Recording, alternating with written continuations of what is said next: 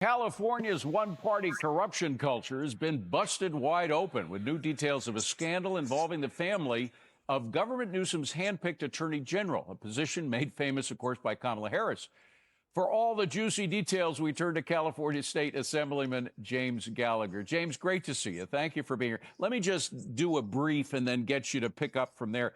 AG Rob Bonta, that's the guy's name. He was a state assemblyman like yourself who was picked in 2021 to be the AG, to replace somebody that went to Biden's White House.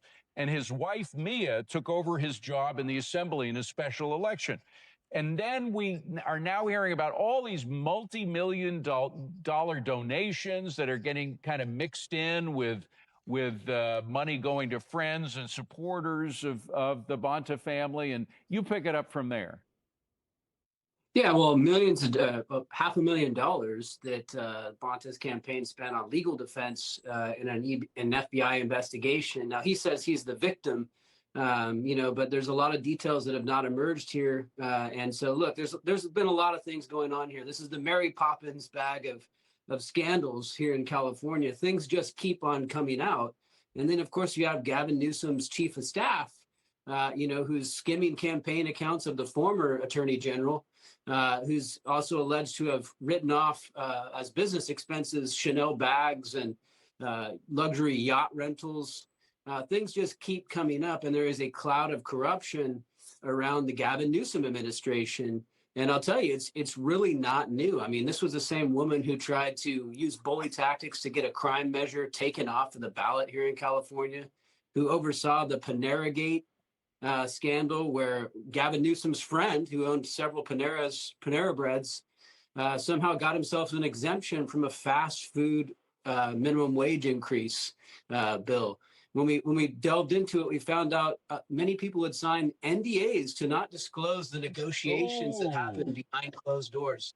This is the kind of stuff that's going on in California, and finally, I think it is coming to light nationwide. Well, it happens in every state that has a one-party system, which is essentially, correct me if I'm wrong, but it really kind of started with Willie Brown when he was the head of the assembly, right? I mean, he's the one who gerrymandered the state and kind of helped to turn it into a one-party state, right?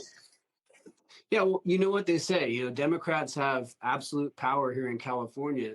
And absolute power corrupts absolutely. Yeah. And so, these folks think that they can get away with anything.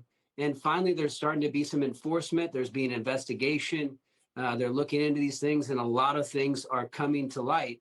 Now, again, none of the attorney general nor the governor have been, charged with anything in these crimes, but these are people that are under them. Right. And you're looking at, in Gavin Newsom's case, this was his chief of staff, his number one person in his office, who was doing these things all while she was, his number one advisor in the governor's office.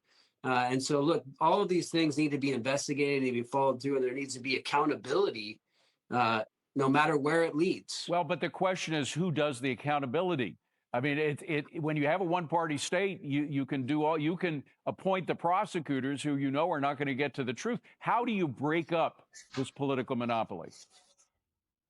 Well, one is through the U.S. attorneys, Yes. And so actually, this investigation we were talking about with regard to Gavin Newsom's chief of staff actually started under the Biden administration, but now this is the arrests have been made, the indictments have been made with a new U.S. attorney that has been brought in under President Trump. And you're starting to see this. That is a very powerful force that the U.S. Attorney's Office can do investigations. They can bring justice. They can do indictments.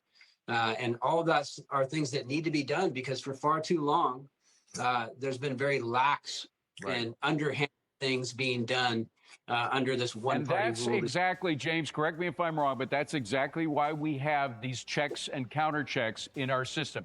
The founding fathers knew that there was a danger. There had to be some balance between states and the federal government, and we got to leave it at that. James Gallagher, great to see you, my friend. Thank you very much for being here. Appreciate it.